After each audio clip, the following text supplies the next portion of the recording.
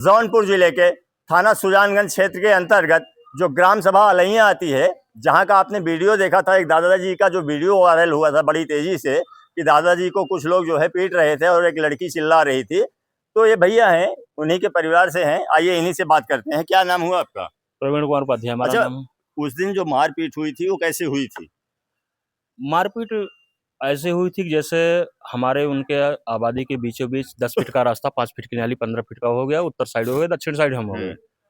तो हमारे चाचा लोग जो थे, देवमणि उपाध्याय, राजमणि उपाध्याय, ये आम का पेड़ पूर्व से लगा था, उसे थाला वाला बना के पानी नहीं दे रहे थे। तो ये लोग पूर्व नियोजित तरीके से वो थे, हमें मारपीट करना है। तो ये सुरेश और हितेश और सौरभ जो एक अधिवक्ता बता रहे हैं, एकाएक लाठी डंडा लेकर के उनके तरफ दौड़े मारने के लिए। तो हमारे चाचा जो देवमणि थे वो चले गए घर में। तो ये लोग घर में घसीट करके मतलब मारते पीटते बाहर लाए, तब तक पीछे से ब्रिजेश और आशुतोष आ गए और मेरे ही दरवाजे पे, उस वीडियो में आप साफ साफ देख सकते हैं कि मेरे ही दरवाजे पे इतनी बेरहमी से मार पीट रहे हैं और किस तरीके से चित्कार हो रहे हो आप देख ही रहे हैं।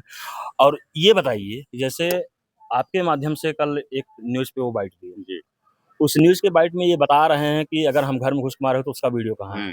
तो प्रभु आप बताइए कि क्या कोई ये जानता है कि कोई मारपीट करने आएगा, वो DSLR कैमरा लगा के बैठा रहेगा, वीडियो तो बीच का है ना, तो कोई ऐसे तो है ही नहीं कि तुरंत चिल्लाने लगेगा।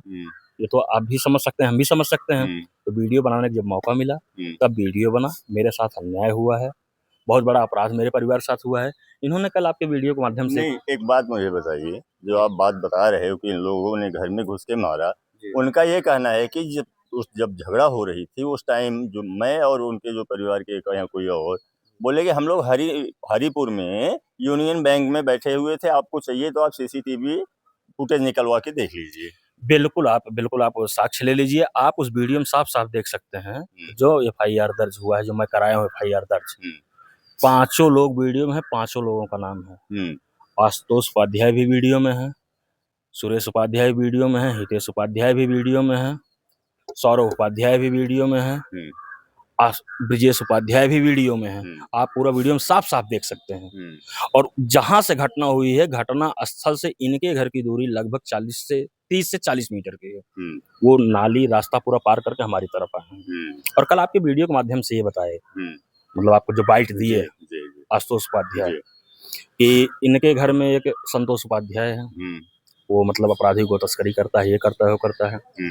श्रीमान जी, मैं आपको आप ही के माध्यम से मैं बताना चाहता हूँ कि संतोष उपाध्याय को अपराधी बनाने में ब्रिजेश उपाध्याय, हितेश उपाध्याय, सुरेश उपाध्याय और इनके पिताजी का ही हाथ है। क्योंकि हमारे चाचा जो देवमणि उपाध्याय संतोष के पिताजी, ये पढ़े लिखे हैं नहीं। 40 साल पहले से ये तबेले का भैंस का ही काम करते हैं। तो ये उस समय 15-16 साल की इसकी अवस्था थी। ये उसी गाय भैंस में ये थोड़ा सा लगा, तो हम लोगों को ये लगा पढ़े लिखे आगे जाए। तो ये लोग क्या किए, मिल करके उपरोक्त लोग उसको 10,000, 20,000, 40,000, 50,000 रुपए, 5 रुपए परसेंट, 40 रुपए परसेंट तक पैसा दिए हैं बढ़ावा देने के लिए। तो हमारे परिवार वालों ने जब जाके इनसे कहा कि ये किस तरीके से काम कर रहे हैं, एक बच्चे के साथ वो कर रहे हैं, हमारे इनके परिवार की दूरी की यही मेन कारण है। और संतोष उपाध्याय के ऊपर जो भी FIR महाराजगंज थाने में दर्ज हुआ 2-3-4, वो नाबालिग था। और इसके बाद आप भी ये जानते हैं, हम भी जानते हैं, अगर किसी के ऊपर एक बार आरोप लगता है तो किस तरीके से उसके ऊपर मुकदमा होता है, आप भी जानते हैं, हम भी जानते हैं, बताने की जरूरत नहीं है। नहीं, लेकिन वो लोग ये बोल रहे थे कि लगभग 20-22 मुकदमे हैं उनके ऊपर। नहीं, मुकदमे तो हैं, ये हम कहना कर रहे हैं, लेकिन शुरुआत की मैं बात बता रहा हूँ, करता धरता यही है। वही मैंने आपसे बताया कि जिसके ऊपर 2-4 मुकदमे हो जाते हैं, इसके बाद उसके ऊपर कैसे मुकदमे होते हैं आप भी जानते हैं, हम भी जानते हैं। तो मैं पहले से बता रहा हूँ भाई, जिसके ऊपर एक बार टैग लग गया तो भाई अगर कोई नहीं मिला तो वही होता ही है। उसका खंडन मैं मतलब इतना ही करना चाहता हूँ। और रह गई बात बाकी, ये जो कहे कि एक हमारे रिश्तेदार हैं, मतलब हमारे फूफा जी हैं संजय देव, जो आरोप लगा रहे हैं, वो भी बात आई। सब कुछ पूरे विवाद की जड़ 3 साल से जो इतना ज्यादा बढ़ा, सब कुछ करता था संजय कुमार दुबे महाराजगंज के ही हैं, इनके फूफा जी हैं। इनके एक लड़की की शादी हमारे भांजे के साथ हुई, संजय कुमार दुबे की। तो शादी में क्या अनबन हुई, शादी टूट गई। शादी टूटने के बाद पंचायत हुई, पंचायत में 25 लाख रुपए की संजय दुबे की डिमांड आई। 25 लाख रुपए हम लोग देने के लिए तैयार हो गए। अपने जीजा से बोल दिए 25 लाख रुपए दीजिए। हमारे जीजा तत्कालीन खंड शिक्षाधिकारी बदलापुर थे, शैलेंद्र कुमार त्रिपाठी। तो उन्होंने, हमने ये कहा कि अगर पैसा दे दिया जाए तो भाई लिखा पढ़ी साथ दे दिया जाए। ये अभी मतलब ये सोच सकते हैं पैसा, ये कहे नहीं आप पैसा हमको 25 लाख पैसे दीजिए, अपने रास्ते रहिए, हम अपने रास्ते रहे। हम लोगों के दिमाग में ये आया कि आज अगर पैसा देने तो कोई साक्ष्य तो इसका रहेगा नहीं, और कल की ये होगा कुछ केस ये कर दें, तो हम लोगों ने पैसा देने से मना कर दिया, बिना लिखा पढ़ी नहीं देंगे। तो ये एक अपना राजनीतिक दबाव, अपनी भूमिका बना के महाराजगंज थाने में मुकदमा अपराध संख्या 141/23 सन 2023 में हमारे ऊपर और हमारे जीजा के ऊपर, भांजे के ऊपर, ये डीपी एक्ट दहेज प्रथा के साथ इतनी संगीन धाराओं मुकराओं हमारे ऊपर मुकदमा, उसमें मुझे मुलजिम बना दिया। मैं माननीय उच्च न्यायालय गया, उच्च न्यायालय से हमें अरेस्ट स्टे मिला, चार्जशीट फाइल हुई। चार्जशीट को लेकर के मैं माननीय उच्च न्यायालय पुनः फिर गया। माननीय उच्च न्यायालय ने हमारी बातों को सुना और उस मुकदमा अपराध संख्या 141/2023 को, जो इतने गंदे आरोप लगे थे, उसमें माननीय उच्च न्यायालय ने हमें स्थगन आदेश दे दिया 482 के तहत, धारा 482 के तहत। और ये उस साक्ष्य को छुपा करके महानुभाव संजय दुबे मेरी गिरफ्तारी के लिए सुप्रीम कोर्ट चले गए। सुप्रीम कोर्ट में पहले से ही कैविएट लगा के रखा था, तो अधिवक्ता के माध्यम से मुझे जब पता चला, मैं वहां पे गया और ये साक्ष्य छुपा गए थे। मैं माननीय उच्च न्यायालय का साक्ष्य वहां प्रस्तुत किया। 32 मिनट बहस चली, 32 मिनट में उनकी डेट खारिज हो गई मेरी गिरफ्तारी की। आज भी मुकदमा श्रीमान जी विचाराधीन है। और संजय दुबे के ऊपर मैं फिर बता रहा हूँ आपके माध्यम से, पट्टी थाना में, आसपुर देवसरा थाना, वो तो उनका जो आप बता रहे हैं मुकदमा उनके ऊपर हुआ था, लेकिन उस मुकदमे में उन्होंने मुझे फोन किया था, बोले भैया उस मुकदमे में एफआईआर लग गया है, वो मुकदमा खत्म हो चुका है। ये भैया जैसे आपके जो दादाजी थे, आपके पिताजी हैं, वो चाचा जी, जिनके साथ हमारे चाचा जी। तो अभी जैसे आपका एफआईआर भी हो गया है जी, तो कोई पकड़े गए थे उसमें? नहीं, उस समय दोनों पक्षों को माननीय थानाध्यक्ष महोदय ने बैठा के 107/16 में पाबंद किए, और बाकी लोग मेरी भी तरफ से ये रात को राजनीतिक दबाव में मुकदमा दर्ज करवाए मेरे परिवार के ऊपर 8:30 बजे। ये भी, लेकिन वो तो कह रहे थे कि आप बड़े दबंग टाइप के आदमी हो। मेरे ऊपर एक आरोप ये भी लगाया आपके बाइट के माध्यम से कि मेरे ऊपर आपराधिक मुकदमे हैं। मैं आपके माध्यम से बताना चाहता हूं कि मेरे ऊपर सुजानगंज थाने में 5-6 मुकदमे हैं, सत्य बात है। लेकिन जितने मुकदमे हैं, सारे मुकदमे में सबसे बड़ी धारा मेरे ऊपर सिर्फ 452 की है, वो भी 2010 की है। 4 गांव में मेरी जमीन है, चाहे 10-10 डिसमिल ही हो, अलैया, पतहना, खतिराहा, बखोपुर, सब जमीनी विवाद से झगड़े हैं। और उसमें मेरे आधे से ज्यादा मुकदमे में हितेश, ब्रिजेश, सुरेश सह अभियुक्त मेरे साथ है। अगर मैं अपराधी श्रीमान जी हो तो वंचित हैं, इससे मैं आपसे पूछ रहा हूँ आपके माध्यम से। और इनके परिवार की जो कह रहे हैं हमारे ऊपर आरोप लगा दिए, इनके पिताजी ब्रिजेश उपाध्याय आस्तोष के इतने बड़े फ्रॉड जगलर आदमी हैं। ये मेरे गांव में मेरे पड़ोस के एक ज्ञानचंद्र उपाध्याय हैं, जिसका दीवानी न्यायालय सुलहनामा भी है, आप देख लीजिए। उनसे जमीन, इनके घर के सामने उनकी जमीन थी, कहे ये जमीन हमको दे दीजिए। वो बेचारे कहे ठीक है, 80-80 हजार 2 चेक उनको दे। जब ये अपनी ब्रिजेश उपाध्याय जमीन पाट ओट लिए, कब्जा कर लिए, तो उनसे झगड़ करके चेक ले लिए वापस, जबरी कब्जा किया। अब ज्ञानचंद उपाध्याय के यहाँ आप चले जाइए, अगर वो मना कर दें तो जो मैं बाइट दे रहा हूँ, आप मेरे ऊपर जो कार्रवाई करेंगे मैं भाई साहब स्वीकार करूँ। एक चीज और दूसरी चीज और सुन लीजिए, एक सत्य प्रकाश मिश्रा बखोपुर का, उसके 2 लड़के हैं, आप उसको अगर देख लें, एक ब्राह्मण का लड़का बसरही में एक किराना की दुकान पे मजदूरी का कार्य कर रहा है, उसको मानसिक रूप से थोड़ा डिस्टर्ब हो, उसको बहला फुसला मसीह सर तहसील में पैनामा करवा लिए, वो पागलों की तरह घूम रहा है। आप उसके यहाँ चले जाकर देख लीजिए। यही जमीन के प्रकरण में ब्रिजेश उपाध्याय यही काम बनारस में किए। बनारस में इनके खिलाफ बनारस में एफआईआर 420 और पैसे के लेन देन चेक का दर्ज है।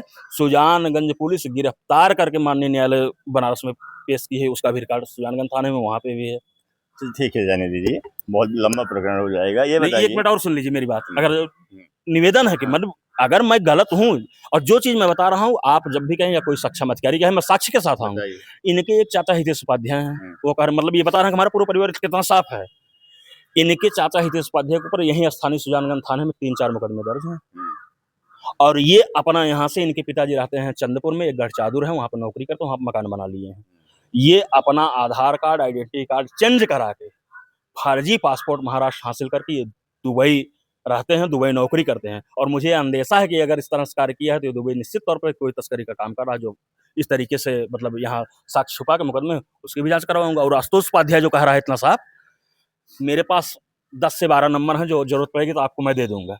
ये फर्जी रेलवे का टिकट बनाता है। गांव के इसके समकक्ष जो है 8-10 लोगों के नंबर ले फर्जी टिकट बनाओ, जिसकी शिकायत मैं रेल मंत्रालय में कर चुका हूँ 2 दिन पहले।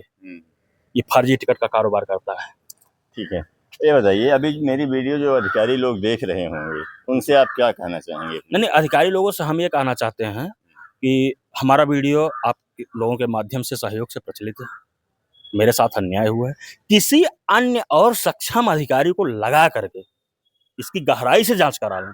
अगर मैं दोषी हूं तो मेरे खिलाफ कार्रवाई की जाए, मेरे परिवार के खिलाफ। अगर वो दोषी हैं तो उनके खिलाफ कार्रवाई की जाए। तो यही मेरा एक छोटा सा प्रयास था। जो दूसरा पक्ष है, मतलब है तो ये प्रथम पक्ष, लेकिन अभी मैं दूसरा बोल रहा हूँ, क्योंकि इनकी वीडियो बाद में कर रहा हूँ। उनका पहले किया था मैंने, जैसा कि आपने उनका वीडियो देखा होगा। तमाम सारे आरोप भाई साहब ने भी लगाए थे, और भाई साहब भी तमाम बहुत सारे आरोप लगा रहे हैं उनके ऊपर। और मैं एक चीज़ आपको वीडियो के माध्यम से बताना चाहता हूँ कि जो भी ये विचार रख रहे हैं, ये इनके अपने निजी विचार हैं। जी, मेरा चैनल और मैं, यानी एनएमडी न्यूज़, इनके विचारों की पुष्टि नहीं कर सकते हैं। जी जी जी। और एक चीज, और ये जो एक जमीन का आरोप लगा है, एक राजेश उपाध्याय की जमीन कब्जा कर ली, उसकी भी बता दें। राजेश उपाध्याय का घर मेरे चाचा के घर के बगल कच्चा घर था। इनसे कई बार राजेश उपाध्याय से कहा गया कि ये घर गिरा लीजिए, वो नहीं गिराए। वो घर हमारे चाचा के घर के ऊपर गिर गया, जिसमें उनकी बहू और उनके लड़के दब गए। 26 दिन जिला अस्पताल जौनपुर में एडमिट थे। तो जो मलबा मेरे घर के ऊपर गिरा है श्रीमान जी, वो हम जेसीबी बुला के नहीं हटवाएंगे अपना मलबा। और अगर उनका कब्जा किए हैं तो आप, मैं भी कह रहा हूँ, वो भी कहें, मैं भी कह रहा हूँ कि आप उनके यहाँ चले आइए, उनसे पूछ लीजिए क्या कब्जा। जो प्रांजल त्रिपाठी की बात बताए कि दीवानी न्यायालय शिष्ट है, तो आप बताइए, दीवानी माननीय न्यायालय से मैं ऊपर हूँ? जिस जमीन के ऊपर स्थगन आदेश न्यायालय का, उसमें मैं कब्जा कर पाऊंगा मैं आपसे? और प्रांजल त्रिपाठी और ये प्रज्वल त्रिपाठी, ये दोनों इनके पिताजी नहीं, इनके दादाजी नहीं, ये स्वतः के मालिक हैं दोनों, अभी नए लड़के हैं। इन्हीं लोगों के परिवार की चाटवारिता करते हैं, और इन्हीं की नींद सोते हैं, इन्हीं की नींद जागते हैं। मैं आपसे निवेदन कर रहा हूँ, एक बार उनकी बातें सुना, मेरी बातें सुना, एक बार अपने व्यस्तम समय निकाल करके आप आकर के भौगोलिक निरीक्षण कर लीजिए, और गांव में एक लोगों से पूछ लीजिए कब्जा मैं किया हूँ या वो। आपके गांव का प्रधान कौन है? हमारे ग्राम सभा प्रधान प्रदीप कुमार पांडे हैं। प्रदीप कुमार पांडे जी, ठीक है। हम प्रदीप जी से भी बात करेंगे इन लोगों के मैटर में। अभी 1-2 दिन थोड़ा व्यस्तता ज़्यादा है, उसके बाद फिर आपको दिखाएंगे। यही मेरा एक छोटा सा प्रयास था भैया के साथ इनका पक्ष दिखाने के लिए, क्योंकि आपने प्रथम पक्ष सुना, भैया द्वितीय पक्ष हैं, इन्होंने अपनी बातें बताई। बाकी वीडियो के बारे में आपकी क्या राय है, कमेंट बॉक्स में अवश्य लिखिएगा। आपसे मिलते हैं किसी अगले वीडियो में, तब तक के लिए जय हिंद, जय भारत।